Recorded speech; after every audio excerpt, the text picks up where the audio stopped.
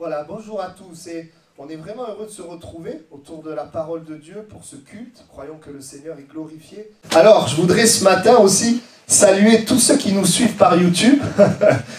Voilà, les saluer parce que plusieurs nous suivent et on désire aussi être disponible pour ceux et celles qui nous suivent, qui ont des questions, qui ont des besoins ou qui souhaitent avoir des informations. Bien, vous pouvez nous écrire, on a un mail, c'est églisetoulousaise@gmail.com. Et on veut aussi vous saluer, on bénit Dieu aussi parfois pour les retours. Parfois si aussi les messages vous touchent, on peut aussi s'abonner, le partager autour de nous partager aussi à nous pour le dire à l'église. Ça nous encourage aussi à prier. Donc on veut penser à eux, on a prié jeudi pour tous ceux qui suivent par internet parce qu'on croit vraiment que Dieu fait son œuvre de cette manière. Amen. Voilà, et on peut également, s'il y a des sujets de prière, eh bien on peut aussi prier pour vous. Vous qui nous suivez, voilà, bien sûr, je le dis, quand nous sommes un peu éparpillés partout, je conseille à chaque personne de rejoindre une église. Voilà, de rejoindre une église, parce que YouTube ne remplace pas l'église locale. Voilà. Mais on sait aussi que c'est un bon moyen pour ceux qui sont malades, pour ceux qui peut-être sont âgés, qui ne peuvent pas venir, ou qui sont en vacances. En tout cas, on est bénis pour ces moyens de pouvoir partager la parole de Dieu. Voilà. Alors ce matin, le titre de mon message, c'est « Ma mort pour sa vie ». Ma mort pour sa vie. Matthieu chapitre 6, verset 33. C'est certainement peut-être le deuxième verset le plus connu après Jean 3,16. En tout cas, un des plus connus. Je pense que celui-là, vous l'avez déjà entendu. « Cherchez premièrement le royaume et la justice de Dieu, et toutes ces choses vous seront données par-dessus. » Amen. Voilà, quand il est dit toutes ces choses, il suffit de regarder un peu plus haut, et il est parlé de qu'est-ce que nous allons manger, qu'est-ce que nous allons boire, et de quoi serons-nous vêtus. Voilà. Alors je m'excuse ce matin, après la prédication, je garderai le masque parce que je suis un peu pris. Voilà, mais en tout cas, on est bénis pour la parole de Dieu. Vous voyez, cette parole, elle fait partie d'un sermon que Jésus va donner. On appelle ça le sermon sur la montagne, les béatitudes, Matthieu 5, 6, 7, on est au milieu. Et en fait, il va s'adresser en même temps à la foule et en même temps à ses disciples. Je vous prends simplement le contexte, Matthieu chapitre 5, versets 1 et 2. Voyant la foule, Jésus monta sur la montagne, et après qu'il se fut assis, ses disciples s'approchèrent de lui, puis ayant ouvert la bouche, il les enseigna et dit. Et là, il va donc parler. Et à la fin, Matthieu 7, 28, il est dit que Jésus, après que Jésus eut achevé ses discours, la foule fut frappée de sa doctrine. Donc on voit que Jésus parle à une foule et à ses disciples. Et il y a quelque chose qui les rassemble, c'est que la foule et les disciples l'ont suivi sur la montagne. Autrement dit, ce sont des personnes qui ont soif. Qui ont une soif dans leur cœur, une soif spirituelle, une soif de Dieu. Et ce matin, le message va être annoncé, mais il bénira ceux qui viennent avec la soif. Ceux qui n'ont pas soif, c'est difficile d'être bénis parce qu'ils sont déjà bénis par autre chose. Bénis entre parenthèses, parce que des fois, c'est juste temporaire. Et ce message peut servir aussi à ceux qui ont faim et qui ont soif de vie, de Dieu, de ce qui est spirituel. Et dans Matthieu chapitre 6, il va dire quelque chose d'important que je voudrais citer. Un verset, c'est le verset 25. Il dira ceci, « Ne vous inquiétez pas pour votre vie de ce que vous mangerez, ni pour votre corps de quoi vous serez vêtus. » Et c'est ce verset-là que je voudrais qu'on amène toute notre attention, on porte attention. « La vie n'est-elle pas plus que la nourriture et le corps plus que le vêtement ?» Vous voyez, la vie, c'est plus que manger et que se vêtir. La vie spirituelle, la vie de Dieu, elle émane d'une relation avec Dieu, elle est supérieure à ce que j'appellerais la vie organique. Vous êtes d'accord? C'est pas parce que tu manges bien que tu as la paix. C'est pas parce que tu as des beaux habits que tu es aimé. C'est pas parce que tu vis que tu es vivant.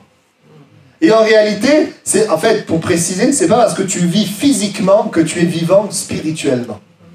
Et nous avons besoin, chacune et chacun, on a tous une vie organique, sinon on ne serait pas là, hein, on est bien vivant, mais on a besoin de la vie de Dieu. On a besoin de la vie de Dieu. Vous êtes d'accord? Et donc, on va voir une injonction importante ce matin que nous allons méditer, puisqu'il est parlé de chercher premièrement le royaume de Dieu et sa justice, et toutes ces choses vous seront données par-dessus.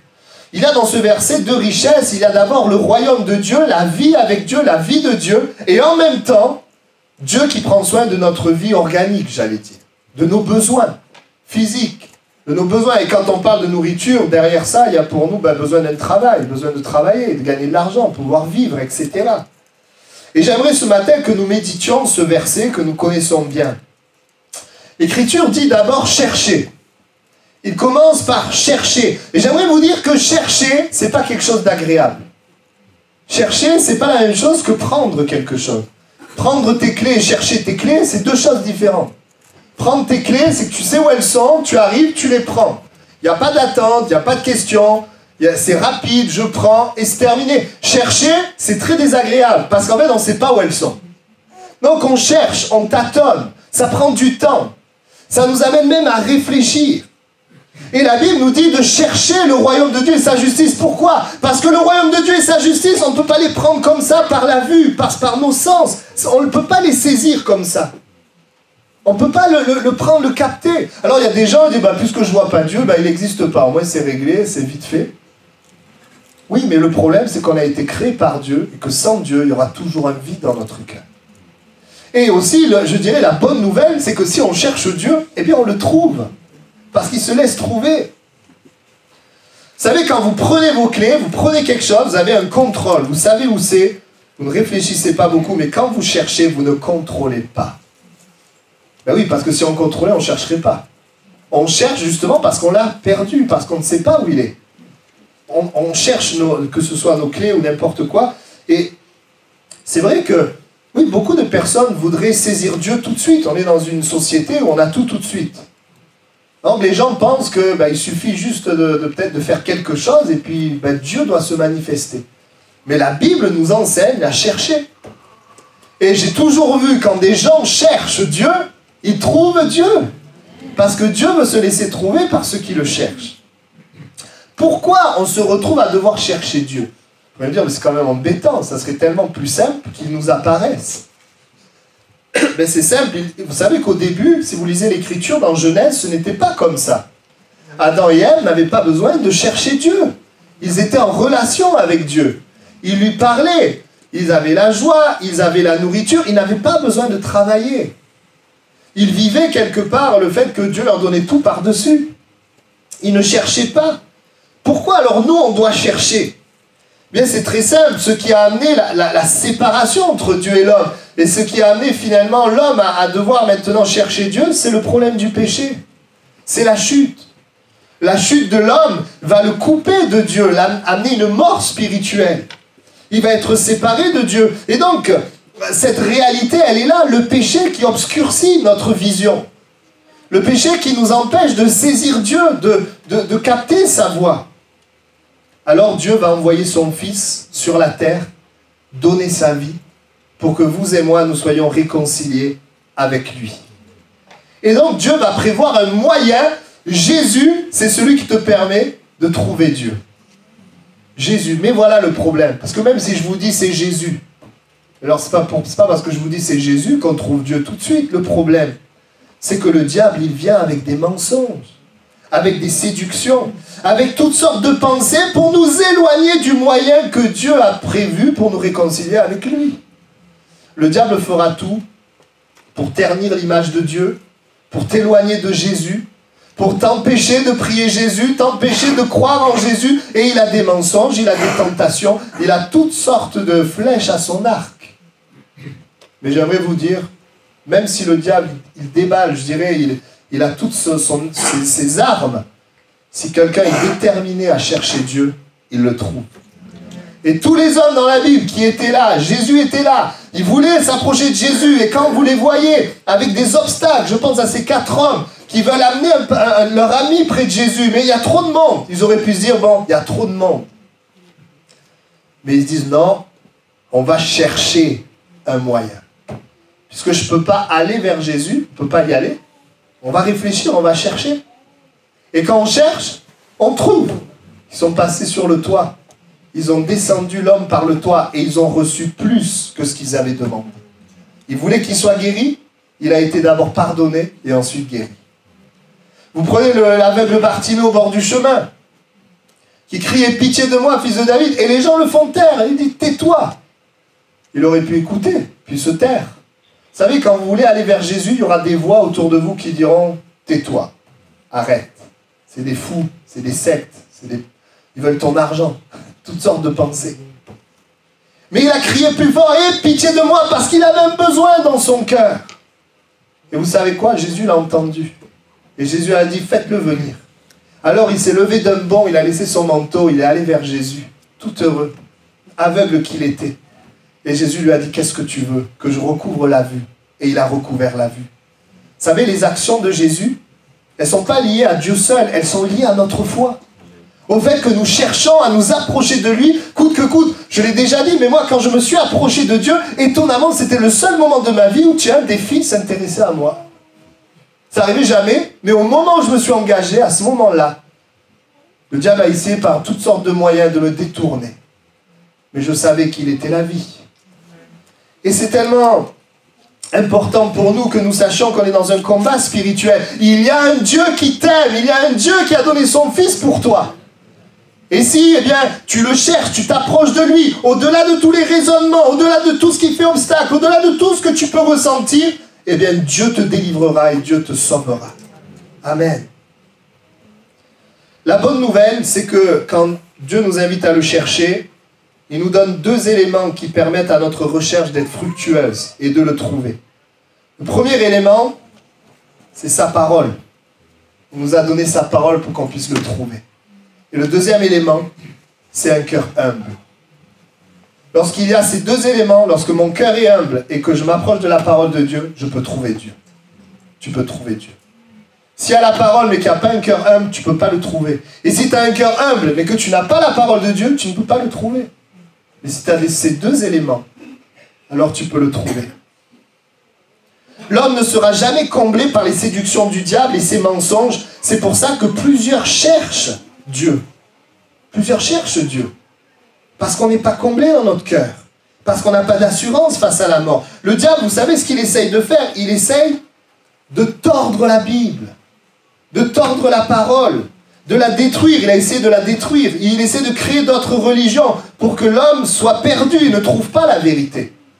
C'est très simple, vous savez, pour trouver la vérité, c'est facile de trouver la vérité. La vérité, elle vous affranchit.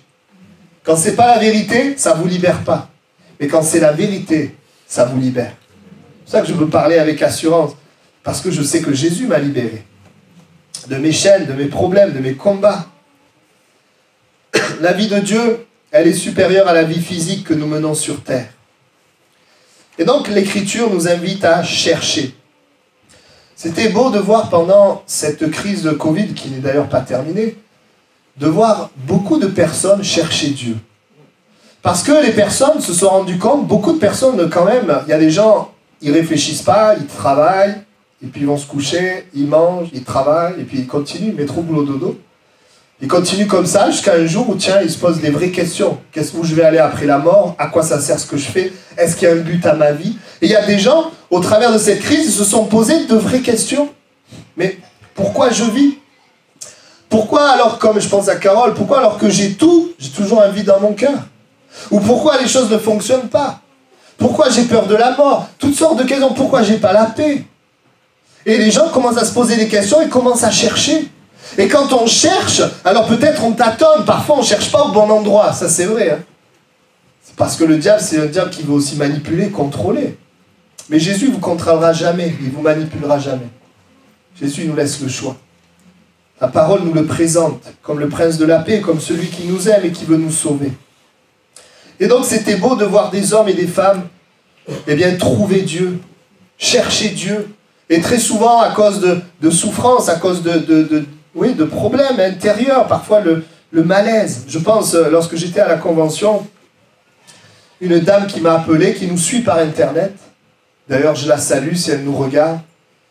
Je ne veux pas forcément citer son nom pour qu'elle reste anonyme, mais elle a perdu son mari alors qu'elle était jeune. Son mari était dans la foi et elle n'était pas dans la foi.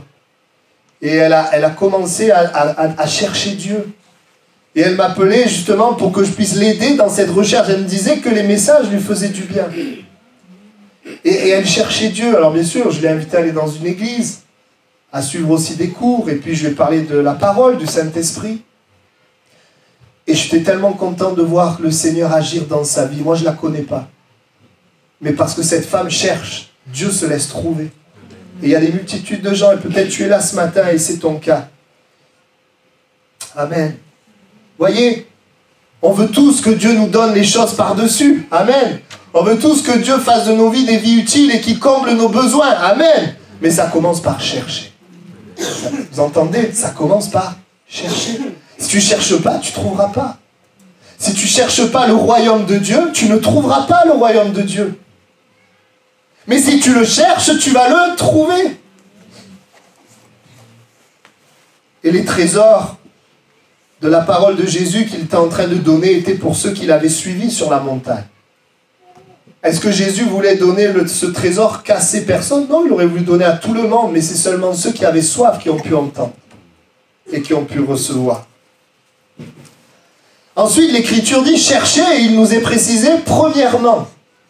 Ça veut dire en premier, c'est une priorité. Dieu te dit, tu veux que Dieu agisse dans ta vie, eh bien tu dois chercher le royaume de Dieu en premier.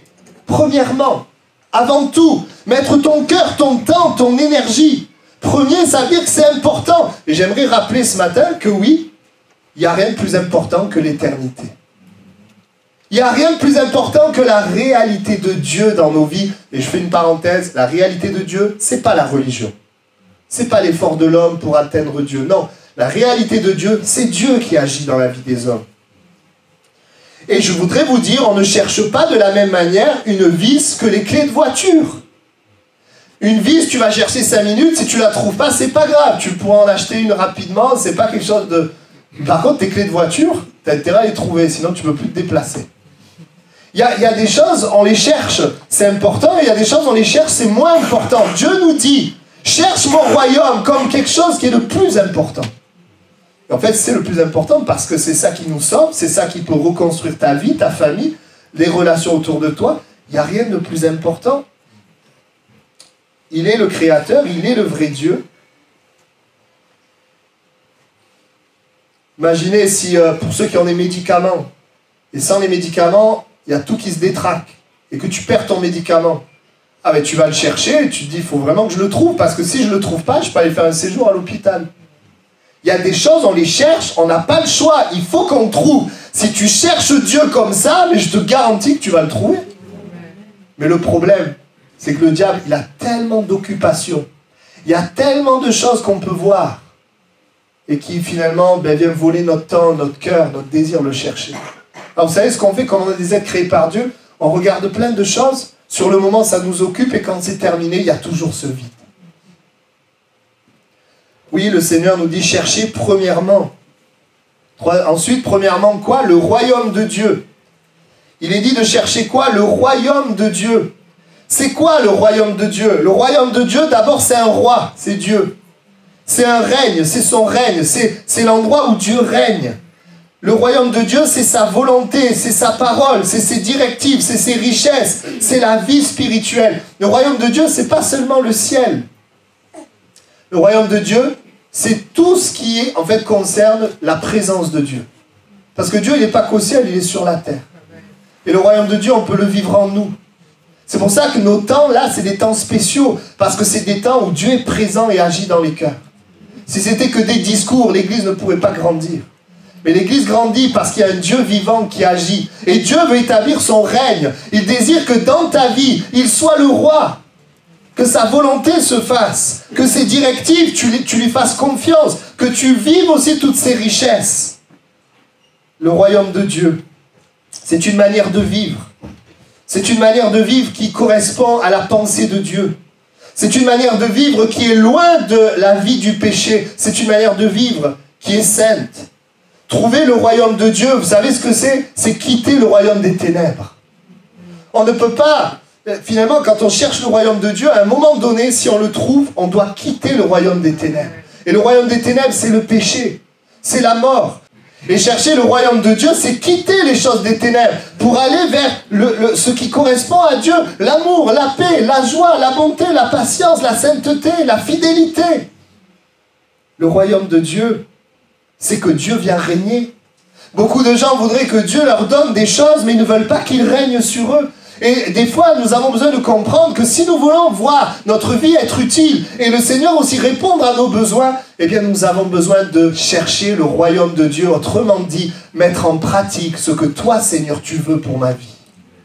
C'est ce que la Bible nous montre. Il n'y a pas de mélange, mais la parole de Dieu nous invite, et quand nous entrons dans le royaume de Dieu, nous appelons ça la conversion. Nous nous détournons du mal, du péché, des choses anciennes, pour nous tourner vers la volonté de Dieu qui est bonne, agréable et parfaite.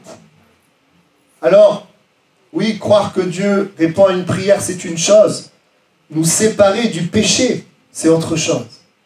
La conversion. Chercher le royaume, c'est chercher à sortir d'un système où je suis le maître, où c'est moi qui choisis ce qui est bien et mal.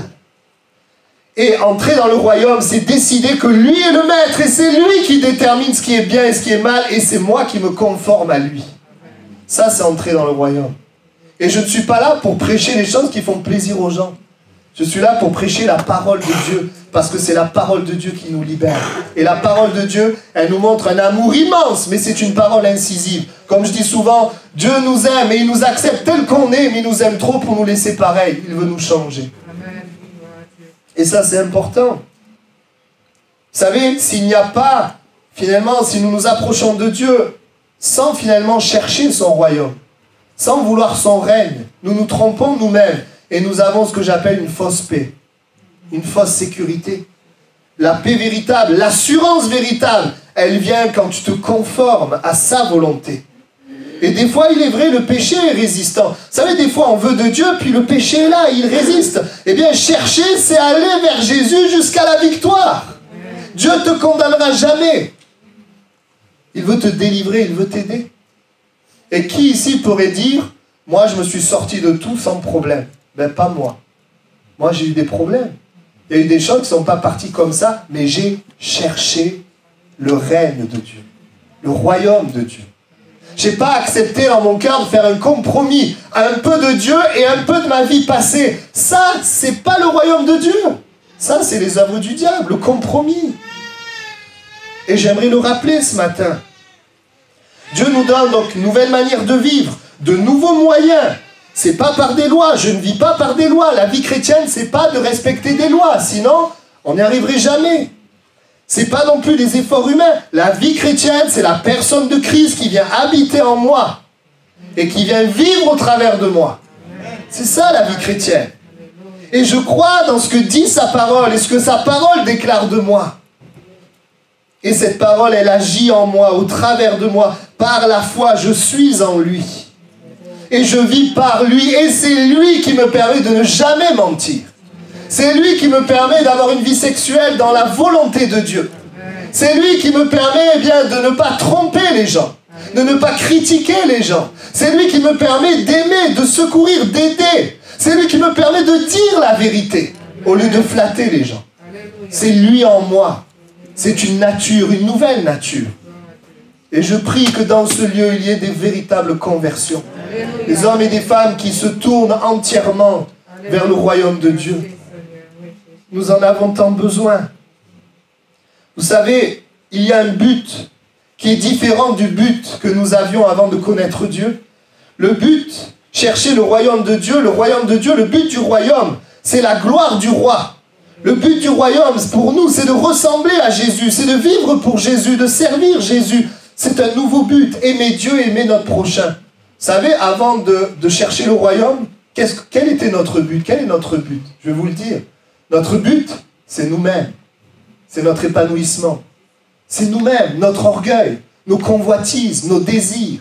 C'est ça le but avant. Mais quand tu cherches le royaume, ça veut dire qu'à un moment donné, le but c'est plus toi, mais le but c'est Dieu et les autres. Et quand tu rentres dans ce but, tu peux commencer à connaître le bonheur. C'est important. Le but c'est pas m'aimer moi, et pourtant, on va le voir, vous allez m'entendre le dire, pourtant Dieu nous aime et veut s'occuper de nous. Mais il y a un paradoxe, on va en parler, c'est que Dieu veut s'occuper de nous, mais il ne veut pas que toi, tu t'occupes de toi-même. Bien sûr, pas dans le sens, tu dois faire ce que tu dois faire, mais dans le sens d'écouter tes désirs, de chercher simplement ton épanouissement. Et dans un monde où on met en relief l'épanouissement personnel, le moi, moi, moi, moi. Pourquoi les couples, ils explosent? Parce que dans le couple, je veux me servir de l'autre pour moi. C'est pour ça que les couples explosent. Et quand tu commences à aimer Dieu et à aimer l'autre, parce que tu n'as pas besoin d'être aimé par l'autre, parce que Dieu te comble toi, tu vis une autre dimension de la vie. Tu vis une vie extraordinaire.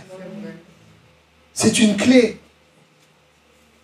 Quand tu ne t'occupes pas de toi, mais de Dieu et de ton prochain, Dieu s'occupe de toi. On met beaucoup l'accent sur Dieu qui s'occupe de nous, et c'est vrai, mais c'est dans la mesure où mon but est de chercher la gloire de Dieu et l'intérêt du prochain. Et c'est important.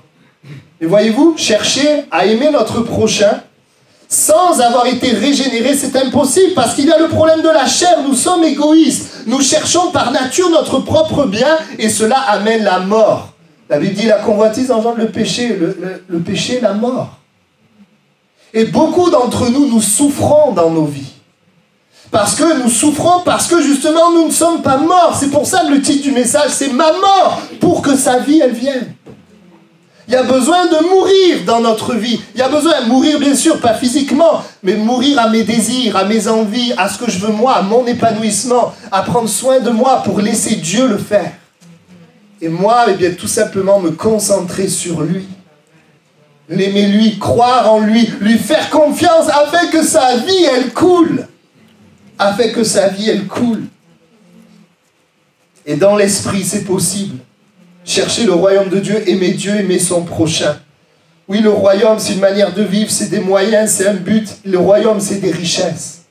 Pas des richesses terrestres, même si, bien sûr, Dieu pourvoit à nos besoins. Le salut, la guérison, la délivrance, la provision, le secours, la transformation. Tout ce qui émane de qui il est, son amour, sa puissance. Eh bien, c'est pour nous. Dieu désire que tu aies une vie abondante, une vie de victoire. Une vie de joie, une vie de paix, une vie de bonheur. Et ce que je voudrais te dire, c'est que cette vie de bonheur, elle n'est pas dans le fait de chercher à combler tes désirs par toi-même. Cette vie de bonheur, elle est quand tu commences à faire confiance à Dieu, quand tu commences à regarder à lui, quand tu commences à vivre pour lui. Alors il y a quelque chose de surnaturel qui prend place. Et dans ta vie, tu commences à avoir une force, une vie que tu n'avais pas en toi-même. Amen. Le royaume de Dieu, c'est aussi des souffrances. À cause de Jésus. Parce que quand tu vis dans le royaume, tu déclenches la rage de l'enfer. Et le diable, eh bien, il vient pour essayer de détruire. Et nous savons encore aujourd'hui, beaucoup d'hommes et de femmes sont persécutés à cause de leur foi. Il y a une souffrance à cause de Jésus. Et ça, c'est la vérité. Je ne vais pas vous prêcher que quand tu donnes ta vie à Jésus, tout est rose, tout est beau et tu n'as plus de problème. Ça sera au ciel. Non, quand tu donnes ta vie à Jésus, il y a une vie à l'intérieur, mais il y a un combat. Il y a des obstacles, il y a des difficultés. Mais ce qui est merveilleux, on le voit dans la Bible, c'est que même s'il y a des souffrances, il y a les ressources du royaume. Je pense à Étienne, il est persécuté, mais il y a le soutien de Dieu, il y a quelque chose de surnaturel, il y a quelque chose qui n'est pas explicable. Dieu est avec lui, Dieu le soutient. C'est pour ça que Jésus va dire des paroles qui sont difficiles à comprendre pour nous, quand il va dire « Heureux serez-vous lorsqu'on vous outragera, qu'on vous persécutera, et qu'on dira faussement de vous toutes sortes de mal. » Je ne suis pas sûr qu'il y ait beaucoup de gens dans le monde qui diraient ça. À cause de moi, réjouissez-vous, soyez dans l'allégresse, parce que votre récompense sera grande dans les cieux. Et c'est ainsi, car c'est ainsi qu'on a persécuté les prophètes qui ont été avant vous. Le royaume de Dieu. Cherchez le royaume de Dieu et sa justice. C'est quoi la justice de Dieu ? Eh bien, je vais parler de deux aspects de la justice. C'est la justice pour nous et la justice au travers de nous. Premièrement, la justice, c'est quoi? Tout simplement le sacrifice de Jésus pour notre vie. Nous étions pécheurs, nous allions en enfer, nous allions à la mort. Mais Jésus, lui, qui n'a jamais péché, est mort à notre place. Et donc, en mourant, justice est faite pour que moi, je sois sauvé. Et la justice, c'est d'abord son sacrifice pour ma vie. Jésus a accepté la mort pour que toi et moi, nous vivions. Amen. Vous remarquerez, Jésus, il n'est pas venu sur terre pour écouter ses désirs et vivre sa vie. Hein. Jésus, il est venu sur terre pour mourir à lui, afin que toi et moi, nous vivions. Et ça, c'est le premier aspect de la justice.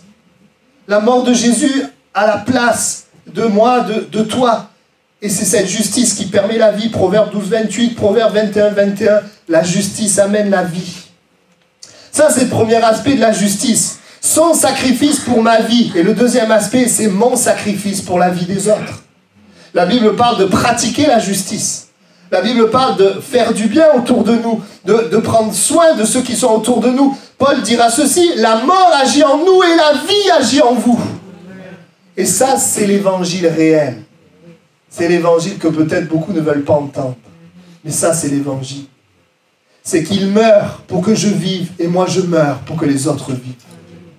J'accepte la mort pour que les autres vivent. Et qu'on ne sait pas, on ne sait pas qu'en acceptant la mort pour que les autres vivent, nous aussi on vit. Nous aussi on vit. C'est ce paradoxe. Accepter que Dieu fasse mourir le moi pour que la vie de Christ sorte de nos vies pour les autres. Et ce paradoxe, Dieu veut notre bien, mais il ne veut pas que tu te préoccupes de ton bien, mais de lui et de ton prochain. La vie que Dieu veut nous donner ne vient pas de la chair, du moi, de l'épanouissement personnel, mais la vie, elle vient de Christ en moi. Donc il faut que le moi meure pour que la vie de Christ vive au travers de moi. C'est pour ça que Paul dit, j'ai été crucifié avec Christ. Il dit, je suis mort. Ce n'est plus moi qui vis, c'est Christ qui vit en moi. Paul avait compris qu'il ne devait pas vivre sa vie, son ancienne vie, avec ses désirs, ses passions, avec tout sa convoitise. Non, il fallait que Christ vive au travers de lui. Et c'est l'exemple qu'il nous donne aussi, à vous et à moi. Si je vis dans la chair maintenant, je vis dans la foi au Fils de Dieu. La vie chrétienne, vous savez, il ne s'agit pas de chercher la joie, l'amour, la paix pour combler nos besoins. Il s'agit de chercher Jésus qui amène la joie, la paix et l'amour et qui comble nos besoins. Cherchez premièrement le royaume de Dieu et sa justice et toutes choses vous seront données par-dessus. Vous remarquerez, le et est une conséquence. Les choses données par-dessus, c'est pas quelque chose, t'as pas quelque chose à faire pour ça, c'est juste une conséquence de ce qui vient avant. Pour que Dieu donne les choses par-dessus, eh bien il faut chercher premièrement le royaume de Dieu et sa justice. C'est directement lié. Si je cherche Dieu et sa justice, alors il y aura une conséquence dans ma vie. Dieu prendra soin de mes besoins. C'est exactement, je vous donne un exemple. Tu dors et en dormant, tu retrouves des forces. Voilà, tu dors et conséquence directe, tu retrouves des forces. Et si tu es là, tu es fatigué et tu dis, je vais essayer plein de choses sauf dormir.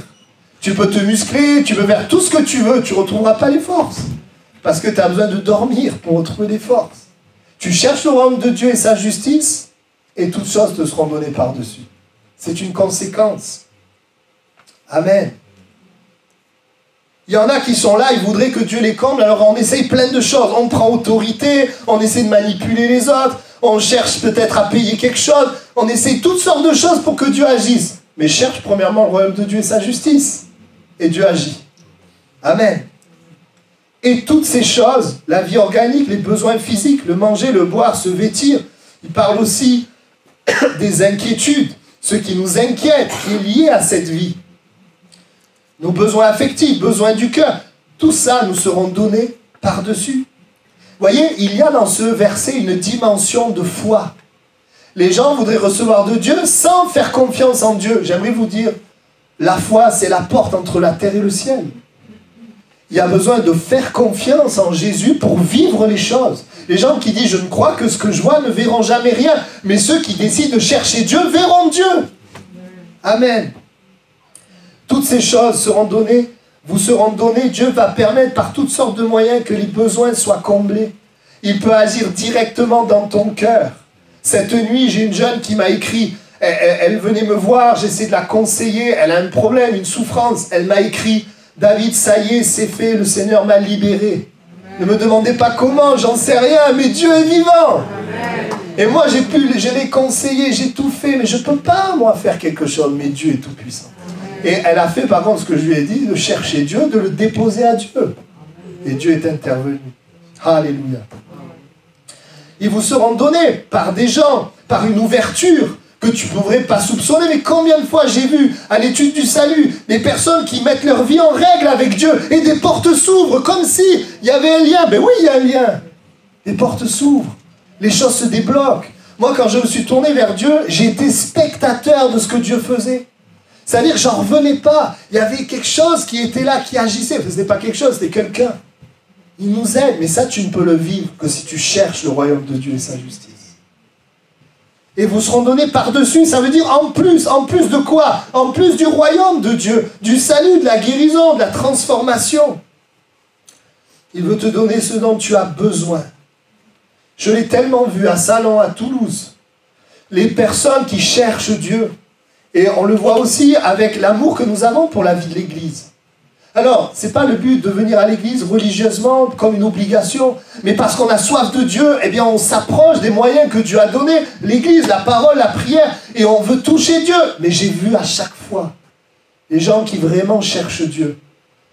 Plus ils cherchent Dieu, plus ils sont bénis dans leur vie. J'ai vu un rapport entre la soif et l'eau qui est donnée, la vie qui est donnée. Tu as un peu soif, tu bois un peu. Tu as beaucoup soif, tu bois beaucoup. J'aimerais te dire, c'est pareil avec Dieu. Tu as un peu soif, tu auras un peu de Dieu. Tu as beaucoup soif, tu auras beaucoup de Dieu. Et si tu n'as pas soif, demande à Dieu la soif. Il peut te la donner. Et je vais terminer en reprenant donc ce verset. Cherchez premièrement le royaume et la justice de Dieu, et toutes ces choses vous seront données par-dessus. Je voudrais, le Seigneur a mis sur mon cœur d'insister sur un point. Nous sommes dans une ère où tout est centré sur l'homme, le bien de l'homme et l'épanouissement de l'homme. Et je voudrais vous dire ceci. Dieu veut le bonheur de l'homme. Parce que quand Jésus a commencé à parler sur la montagne, il a dit heureux, heureux, heureux, heureux les pauvres en esprit, heureux, etc. Parce que Dieu désire qu'on soit heureux. Amen. Donc Dieu, il veut notre épanouissement. Il veut notre bonheur. Lisez-le dans Matthieu 5. Il veut prendre soin de toi. Mais je voudrais insister sur ce point. Ça devient possible quand toi, tu arrêtes d'essayer de travailler à ton épanouissement. Et ça paraît paradoxal, mais c'est vraiment ce que la parole de Dieu nous montre. Il ne veut pas que toi, tu te centres sur toi, mais il veut que tu te centres sur lui. Et si tu te centres sur lui, il s'occupera de toi. Mais si tu te centres sur toi, tu passeras à côté de quelque chose.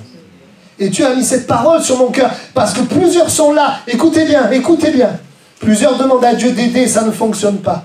Plusieurs demandent à Dieu d'intervenir et ça ne fonctionne pas, parce que c'est de ça que tu as besoin. Tu as besoin de mourir à tes désirs et tes envies.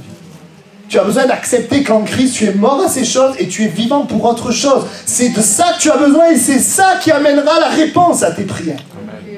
Il y a des moments où on prie, Dieu donne, des moments où il ne donne pas, parce que Dieu travaille dans notre vie à ce qu'il prenne plus de place. Nous ne devons jamais oublier cela. Dieu veut notre bien, moi je veux le bien de mes enfants. Mais je ne veux pas que le centre de sa vie, ça soit lui. Je sais que si c'est lui le centre, il n'aura que des problèmes. Que le Seigneur nous aide ce matin, c'est peut-être pas un message qui nous fait plaisir, je ne sais pas. Mais c'est un message qui peut te débloquer, qui peut véritablement t'aider. Il te dit, centre-toi sur Dieu, pas sur l'homme. Aujourd'hui, les hommes, ils sortent de l'épanouissement personnel, comment aller mieux, etc. Dieu, il veut que tu sois épanoui. Laisse Dieu s'occuper de toi. Mais toi, ne commence pas à chercher ton propre épanouissement. Cherche plutôt la volonté de Dieu. Et cherche à aimer les gens qui sont autour de toi, qui ont tant besoin de la vie de Dieu. Et je vais vous montrer que c'est biblique. Que la parole de Dieu nous donne cette direction. La Bible dit, celui qui aime sa vie, la perdra. Mais celui qui hait sa vie dans ce monde la conservera. Vous comprenez bien, il ne s'agit pas de se fouetter, il ne s'agit pas de se faire du mal. Bien sûr que non. On prend soin de nous, on mange, on fait tout ce qui est nécessaire. Mais Dieu dit, et la parole dit, eh bien qu'il y a des désirs qui font la guerre à l'âme. Ne t'occupe pas de tous ces désirs, ces convoitises. Ne construis pas avec cela. Vous voyez, Joseph, à un moment donné, il aurait pu laisser ses désirs dominer, diriger. Mais ce qui est important pour lui, c'est ce que pense Dieu. C'était Dieu. Et en faisant ça, il a été utile et Dieu l'a comblé complètement. S'il avait laissé ses désirs le diriger, finalement, je suis seul, j'ai pas de femme, je suis comme ça, je suis esclave, il y a enfin quelqu'un qui s'intéresse à moi, j'ai envie, eh bien je vais y aller. S'il avait fait ça, il n'aurait pas pu être utile et il n'y aurait pas eu la bénédiction de Dieu. Il a dit, Seigneur, tu seras ma force. Seigneur, pêcherai-je devant toi, contre toi? Quand il a fait ça, Dieu lui a donné une femme. Quand il a fait ça, Dieu l'a relevé, l'a sorti de la prison. Dieu s'est servi de lui. Il y a une vie qui ne peut venir que par la mort. Ma mort pour sa vie. Celui qui aime sa vie la perdra. Celui qui aime sa vie dans le monde la conservera. Dieu ne t'invite pas à t'occuper de ta vie parce que cette vie c'est une vie de chair et que la chair elle est opposée aux choses de l'esprit. Que ta vie, bien, la vie peut-être tes désirs, tout ça, et c'est opposé à la volonté de Dieu. Et donc la seule solution que Dieu a trouvée c'est de faire mourir. Il fait mourir le vieil homme et il nous dit de crucifier la chair afin quoi? Qu'il y ait la vie de l'esprit, la vie de Christ au travers de nous. Peut-être que tu aimes Dieu ce matin, mais tu es le roi de ta vie. Et tu penses que Dieu vient servir le roi que tu es. Mais c'est pas ça. C'est lui le roi. Et nous le servons lui. Jésus n'a pas gardé sa vie pour lui, il l'a donnée et en faisant cela, il a transmis la vie aux autres. Amen. Il te dit, centre-toi sur Dieu, pas sur l'homme. Sur son règne, pas ton règne. Sur sa volonté, pas ta volonté. Sur ce que tu as en lui, pas ce que tu n'as pas dans les hommes. Centre-toi sur Dieu. Et tu seras heureux et épanoui. Amen. Tant que tu luttes pour vivre ta vie, tu seras déçu. Mais si tu te bats pour t'approcher de Dieu, tu vivras la vie abondante. On a besoin de comprendre ceci. Dieu, bien sûr, est un Dieu de vie. Dieu n'est pas contre la vie, c'est le Dieu de vie. C'est le Dieu de vie. Mais il te dit de ne pas aimer ta vie parce que ta vie est marquée par le péché. Et que le péché amène la mort. C'est pour ça que Dieu te dit de ne pas aimer ta vie. Elle était marquée par le péché et elle a été amenée. Elle nous amène vers la mort. Alors Dieu nous dit non, crois en Dieu, aime Dieu et Dieu met sa vie en toi. Une vie d'une qualité supérieure. Dieu aime notre vie. Toutes choses nous sont données par-dessus, mais ne nous demande pas d'aimer notre vie. Et je vais être très concret, je voudrais être concret aussi ce matin. On peut être là, vous savez, dans nos combats et nos luttes. Nous pouvons les avoir parce que nous cherchons à vivre notre vie. Par exemple, on est dans la famille, on voit qu'on n'est pas aimé dans notre famille. Et donc, il y a un besoin d'amour, un besoin de reconnaissance. Et on peut être là à lutter pour qu'ils me reconnaissent, pour qu'ils m'aiment. Mais dans cette lutte, tu ne trouveras que la mort. On peut être là peut-être dans la peur face à des situations. Et on peut être là à lutter pour s'en sortir face à telle situation, chercher des moyens. On peut vivre des tristesses face à des personnes. Et essayer de changer les gens. Et essayer de s'en sortir, d'avancer. Mais qu'est-ce que Dieu nous demande? Dieu nous demande de croire sa parole. Dieu nous demande de nous approcher de Dieu. Crois que tu es aimé de Dieu. Dans le couple, ce qui détruit les couples, c'est parce qu'on veut que l'autre nous aime. Mais si tu sais que Dieu t'aime, tu vas pouvoir aimer et ton couple va s'en sortir. La peur, c'est la même chose. Dieu est avec toi. Je puis tout par Christ qui me fortifie. Si tu commences à croire et qu'au-delà de peut-être ce que tu ressens, tu avances avec la parole de Dieu, tu vas voir la provision de Dieu dans ta vie. Croire que je suis guéri, croire que je suis béni, alors que peut-être les choses ne vont pas comme je voudrais. Apprendre à ne pas vivre avec ma vie, mais vivre par la vie de Christ en moi. On en a tellement besoin. Vous savez, tous les gens, ils veulent réussir leur vie. Ou alors, il y a un problème. Tous les gens veulent réussir leur vie, mais on voit que ce que les gens trouvent, c'est la dépression, la tristesse, la peur, la solitude, la mort. Vous savez pourquoi ? Parce qu'il ne faut pas chercher premièrement à réussir notre vie. Il faut chercher le royaume de Dieu et sa justice. Mais regardez maintenant le verset. Écoutez bien. Si je vous demandais de citer un homme dont la vie a été utile, a servi Dieu, a servi son prochain, dont Dieu s'est occupé, eh bien je pourrais parler de l'apôtre Paul. Parce que Paul, il a fondé des églises, il a édifié des gens, il a été un instrument de salut de multitudes de gens. Et parce que Dieu a pris soin de lui, même s'il a appris aussi à vivre dans l'abondance et à vivre dans la disette. Il a appris, il n'a pas été abandonné par Dieu, mais il a appris. Pourquoi Paul? Écoutez bien ce verset qui est très important. Regardez ce que Paul dit. Je ne fais pour moi-même, écoutez, aucun cas de ma vie. Vous entendez? Je ne fais pour moi-même aucun cas de ma vie comme si elle m'était précieuse. Paul nous enseigne, je ne m'occupe pas de ma vie, de peut-être des désirs, de tout ça, non. Pourvu que j'accomplisse avec joie Eh bien, pourvu, que j'accomplisse ma course avec joie et le ministère que j'ai reçu du Seigneur Jésus d'annoncer la bonne nouvelle de la grâce de Dieu. Paul est en train de nous dire, je ne m'occupe pas de ma vie, je m'occupe du royaume de Dieu. Et quand tu t'occupes du royaume, ta vie commence à avoir un sens. Il y a une provision de Dieu qui vient dans ta vie. Il y a des luttes qui disparaissent. Il y a quelque chose de puissant qui se passe. C'est pour ça que ce message ce matin, il est pour ceux qui ont soif et qui ont besoin. Je ne fais aucun cas de ma vie comme si elle m'était précieuse. Non, ce qui est important, c'est le royaume de Dieu. Annoncer l'évangile, aimer Dieu, aimer mon prochain. Je renonce à moi pour me centrer sur Dieu et mon prochain. Et alors la vie est utile et Dieu prend soin de moi. Je vais terminer. La Bible dit, affectionnez-vous aux choses d'en haut et non à celles qui sont sur la terre, car vous êtes morts et votre vie est cachée avec Christ en Dieu. Vous savez, ces messages-là, il nous faut beaucoup de temps pour les intégrer. Entre le message et la pratique, des fois on a du mal à faire le lien. J'aimerais vous dire, je sais au milieu de nous qu'il y a des luttes et des combats parce que tu t'occupes de ta vie. Et j'aimerais ce matin que tu puisses entendre la voix de Dieu et dire, Dieu déclare que ma vie, je suis mort avec lui. C'est le sens du baptême. Et je suis maintenant une nouvelle création. Tout le monde sait que Jésus est mort pour nous, mais pas beaucoup savent que nous aussi on est mort pour lui et pour les autres. La croix, Jésus meurt pour nous donner la vie, mais la croix c'est aussi nous mourons avec lui pour qu'il donne la vie au travers de nous. Dieu nous apprend la mort. Et encore une fois, la mort, il ne s'agit pas de nous-mêmes d'essayer de mourir, c'est pas ça. Il nous s'agit de chercher le royaume de Dieu et sa justice. Il s'agit de croire en lui, de croire dans sa parole. Il s'agit d'aller dans une direction. Vous savez, il y a quelque chose qui est douloureux. La douleur de la mort au moi, voyez-vous, elle produit la vie. Tandis que les désirs du moi, ils produisent la mort. Et la Bible dit que la bénédiction de Dieu, elle enrichit, elle n'est suivie d'aucun chagrin. Mais la bénédiction du moi, de la convoitise, elle produit la mort et le chagrin. Amen. On va incliner nos têtes quelques instants et nous allons prier. J'aimerais te dire au travers de ce message que Dieu veut que tu aies la vie et la vie en abondance.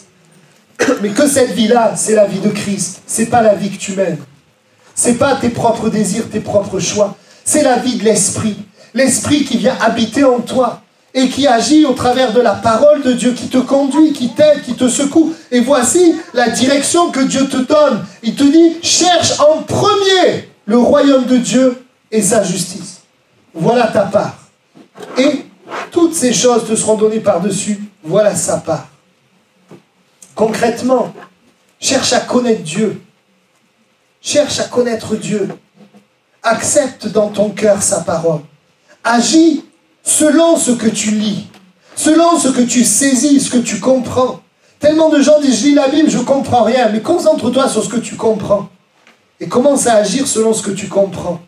Cherche le royaume, ça veut dire d'un côté chercher Dieu parce qu'on ne sait pas où il est, mais une fois qu'on l'a trouvé, c'est qu'on cherche à ce que le royaume de Dieu il s'établisse dans notre vie. Que ça soit la volonté de Dieu, que ce soit les principes de Dieu, que ce soit ce que Dieu veut donner comme direction à ma vie. Beaucoup de gens viennent à l'église et ne changent pas pendant des années parce qu'ils sont restés les rois de leur vie. Mais ce matin, Dieu voudrait changer les choses si tu le laisses régner sur ta vie. Et il y a parfois des moments où ça demande de couper, où ça demande de révolutionner notre vie. Ça demande de prendre des décisions. Alors on va prier. Dieu veut s'occuper de toi. Dieu veut prendre soin de tes besoins. Plus que ça, il veut que ta vie soit utile. Mais pour ça, deux choses importantes. Accepte la mort au moi. Accepte de ne pas vivre selon tes désirs, tous tes désirs, tout ce qui est là devant toi. Et cherche le royaume de Dieu, cherche le désir de Dieu. Cherche la volonté de Dieu, cherche à aimer ton prochain. Alors, il en sortira la vie pour les autres. Et Dieu s'occupera de tes besoins. Soit c'est toi qui meurs, soit c'est les autres qui meurent. Dans nos couples, dans les églises, dans les familles, il y a beaucoup de couples, églises, familles qui ont été tués par la convoitise et la centration sur nous-mêmes. Mais les couples, les églises et les familles ont la vie quand nous acceptons la mort pour que Christ aime au travers de nous. Et ça, c'est théorique, mais dans la pratique, ça nous demande de l'humilité. Ça nous demande d'accepter, de dire, Seigneur, pas ce que je veux, mais ce que tu veux. Pour qu'on ait la vie, il fallait que Christ meure. Et nous prions maintenant. Il y a des gens au milieu de nous qui souffrent à cause du moi et des désirs. Tu voudrais que Dieu bénisse tes désirs. Tu voudrais que Dieu bénisse ta vie. Mais non, Dieu la crucifie pour donner la vie de Christ à la place. Et ce matin, tu as peut-être besoin de saisir et de comprendre que dans des situations que tu traverses, tu dois renoncer au moi et chercher Dieu dans ces situations. Laisser Dieu régner dans ces situations.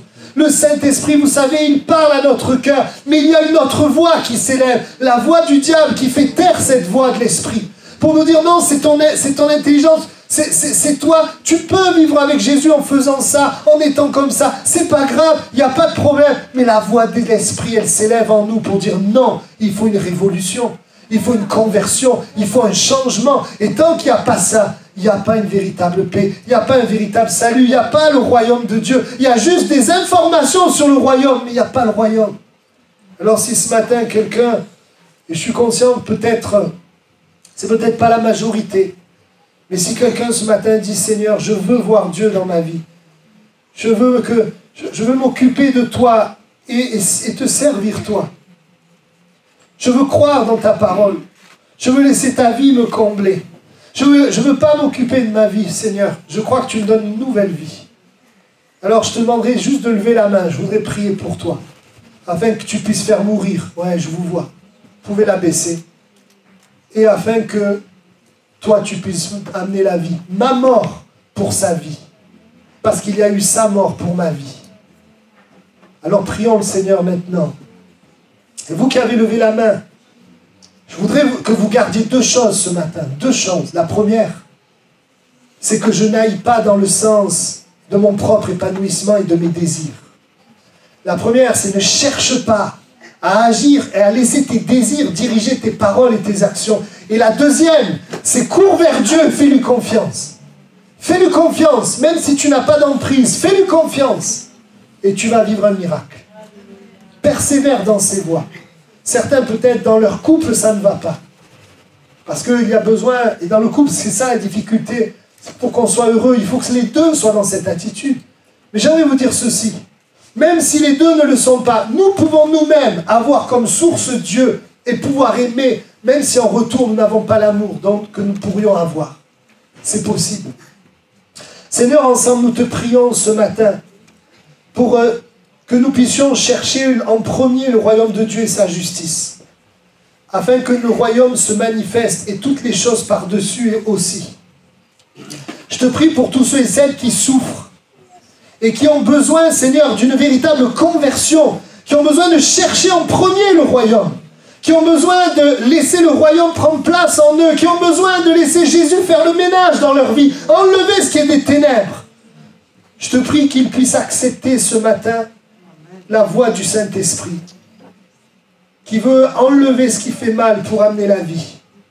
Merci parce que tu veux faire de nous un peuple à ta gloire. Et je prie que nous soyons, l'église de Toulouse-Est, une église qui cherche en premier ton royaume et ta justice.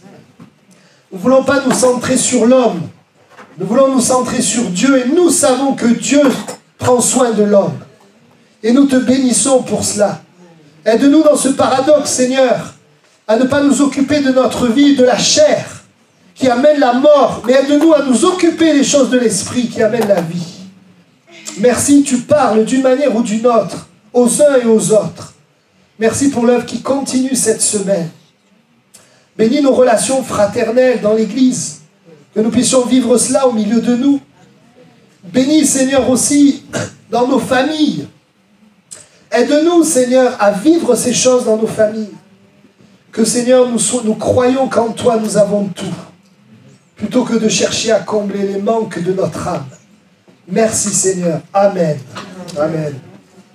Eh bien, vous qui avez levé la main ou qui tout simplement dans votre cœur avez demandé à Dieu, eh bien, croyez que le Seigneur est à l'œuvre. Amen. Amen.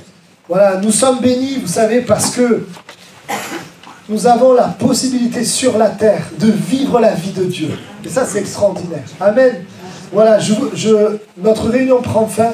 Je vous souhaite à tous une bonne semaine. On se retrouve jeudi à 20 h et dimanche aussi à 10 h. Bonne journée.